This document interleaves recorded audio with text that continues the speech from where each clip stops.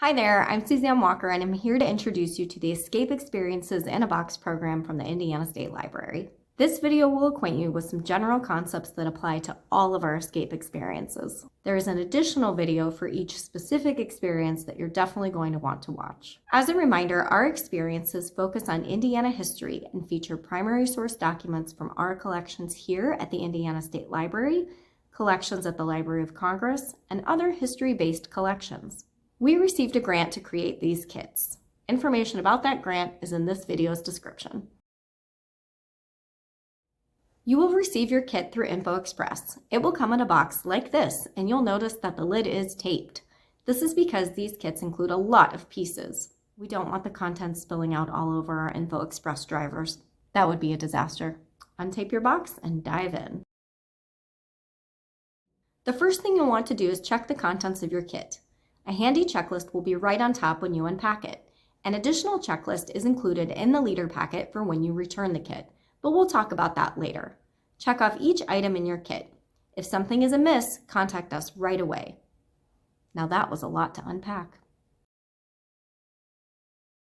The next thing you'll want to do is familiarize yourself with your specific kit and experience. A leader packet is included, and it is full of great information that you'll need to run your experience. Even though we have these handy videos, we still recommend that you give the leader packet a read through. It's really good. Yep, there is a specific video about the kit experience that you checked out. Give it a watch. That should provide you with a quick general overview of your experience. Once you've familiarized yourself with the kit, gather some friends and family members and run a practice experience. Running a practice experience is really the best overall way to familiarize yourself with the kit. This will do two things. One, it will help you understand each of the puzzles and codes involved in your kit. And two, it will give you a chance to practice not giving hints unless you are asked. It is really hard not to give hints. Be strong. All of our escape experiences come with real working locks.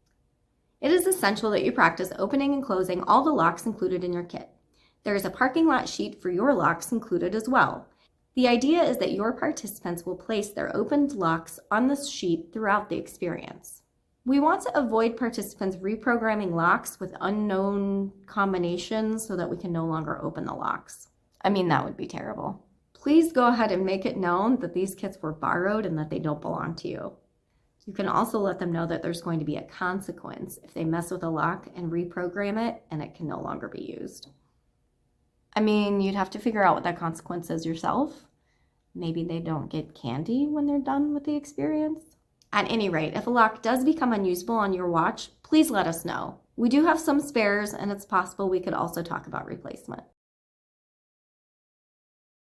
You may or may not be familiar with Sammy the Interviewing Toucan. Sammy's videos can be found on the Indiana State Library's website, where Sammy interviews Indiana authors. Sammy is also the villain character in most of the escape experiences.